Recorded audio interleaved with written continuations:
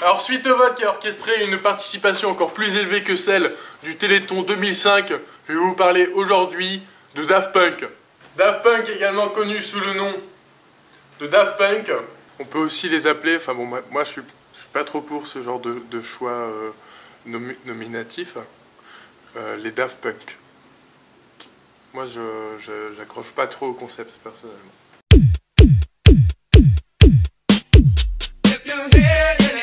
Groupe formé en 1993 par Thomas Bangalter et Guy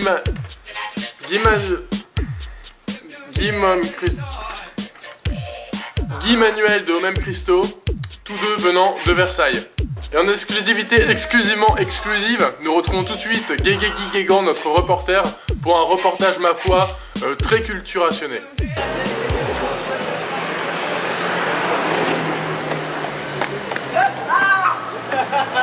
Oui Thierry, oui je suis ici en direct du lycée Carnot, situé dans le 17e arrondissement de Paris, lycée où se sont rencontrés Guy Manuel et Thomas il y a de cela quelques années.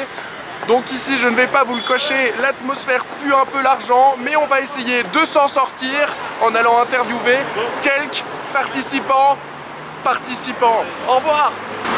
Oui Edouard, je suis donc ici toujours en direct du lycée Carnot où j'ai trouvé quelques personnes à qui je vais pouvoir poser mes questions. Suivez-moi.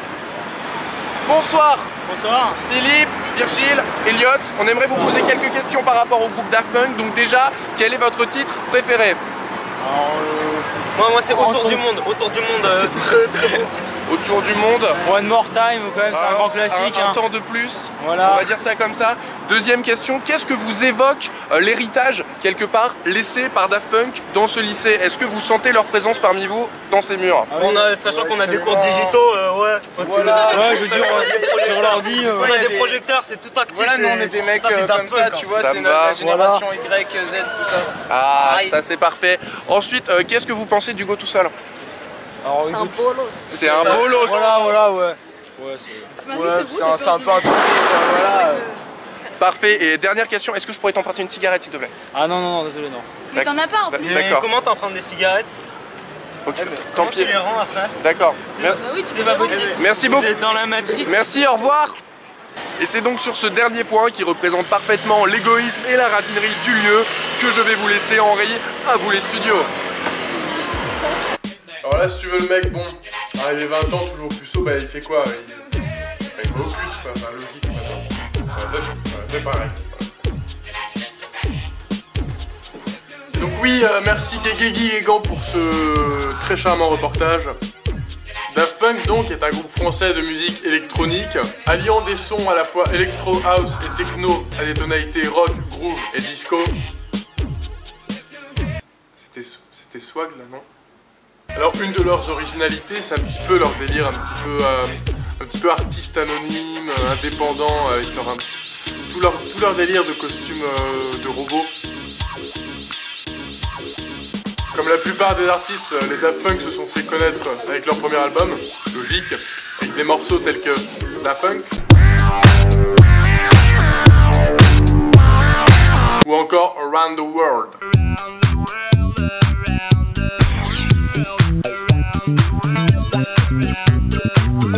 Vient ensuite le deuxième album des Daft Punk, Discovery, et alors là c'est la révélation musicale. D'ailleurs Thomas et Guy Manuel vont s'essayer au chant sur des morceaux tels que Digital Love ou encore Harder, Better, Faster, Stronger. Ne soupire pas comme ça.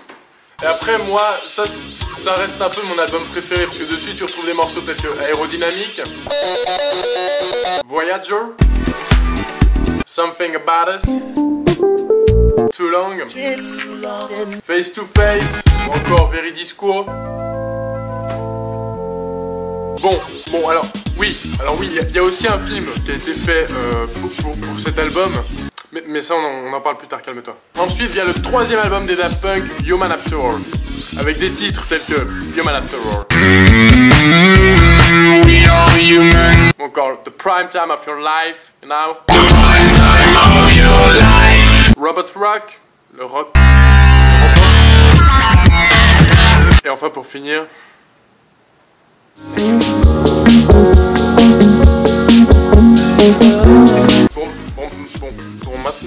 vient le moment du 4e album. Enfin, album, c'est plus une bande-son, quoi. Je veux bien sûr parler de la bande-son de Tron, l'héritage, orchestré par les Daft Punk.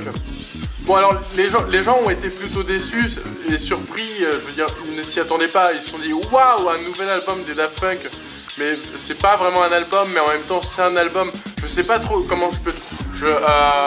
parce qu'en fait... Non mais, laisse-moi t'expliquer. Les gens, ils s'attendent à des morceaux genre... One month... Et non, en fait, non, c'est des morceaux bien quand même. Genre, moi, je peux t'en citer, que j'aime bien dans cet album. Tels que The End of Flying. Ou encore The Erased.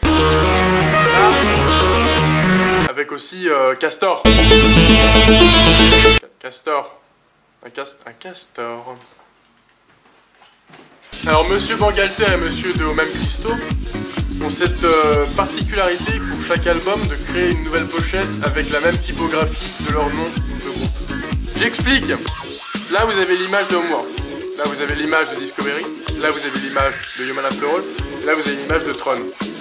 Et cette image que vous voyez en plein milieu de ma gueule, c'est celle sur leur site qui n'appartient à aucun des albums connus.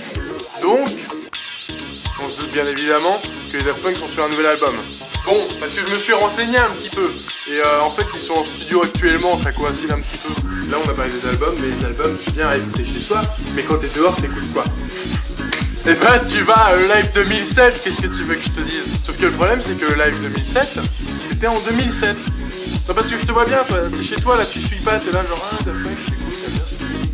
Mais nous, on n'a rien à manger, les mecs, là, il est temps de faire des concerts. Enfin, dans le Live 2012, personne n'en parle. Nobody's talking about it. Mais on le sait, quelque part, c'est sûr et certain. D'ailleurs, je vais appeler Thomas. Là, c'est le moment pellicule, caméra, acteur, scénario, script. Donc on va parler des deux films des Daft Punk, c'est-à-dire Interstellar 5, réalisé par le dessinateur d'Albator pour l'album Discovery avec des schtroumpfs dedans, très sympa ce film. Et le film Electroma, parlant quelque part de comme une quête de deux robots désirant retrouver leur humanité, quoi. C'est très métaphorique et en même temps c'est un peu nul. Donc bien sûr Interstellar 5, voulant bien sûr dire Interstellar The Story of the Secret Star System, réalisé au Japon par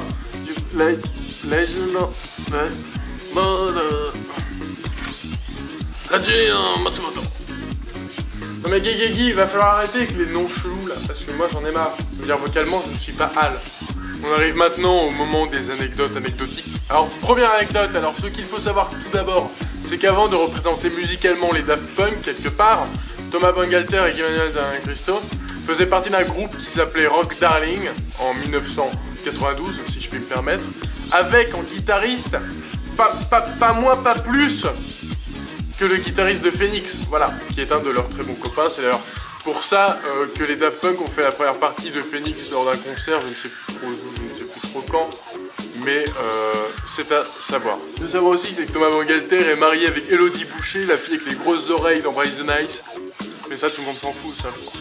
Alors troisième anecdote, voilà, alors il faut savoir que Thomas Bangalter, encore une fois, a collaboré avec Gaspard Noé sur son film Irréversible pour faire la bande son, film avec Vincent Cassel, et d'ailleurs la bande son est un petit peu oppressante, surtout le passage dans la boîte de nuit où quelque part tu as envie de te piquer les veines. Alors quatrième anecdote, ça c'est plus pour vous à titre informatif, hein, en tant que téléspectateur ou ordi-spectateur, ça dépend, c'est de savoir que Thomas Bangalter et Emmanuel de Homem Christo ont chacun un petit peu leur particularité dans le groupe. C'est-à-dire qu'en fait Thomas Bangalter est un petit peu le musicien du groupe, c'est-à-dire l'artiste, celui qui compose entre guillemets, et Emmanuel de Homem Christo c'est un peu le mec qui aime la machine, tu vois, il apprend les modes d'emploi un petit peu par cœur. C'est un peu le technicien, quoi. Bon, j'adore les Daft Punk. Mais ce qu'il faut savoir, c'est qu'ils samplent. Parfois, ils le font très bien, mais parfois... Exemple, Robotrock. Maintenant, l'original. Voilà, au revoir. On arrive maintenant au vote pour le prochain épisode. Alors, nous avons, à ma droite, Pink Floyd et à ma gauche Metallica. Bon courage. Peut-être vous pouvez rejoindre ma page Facebook parce que il faut cliquer sur j'aime, c'est tout, c'est pas compliqué. Et au revoir. Je sais pas. À bientôt. Ok, on va cracher sur Hugo tout seul.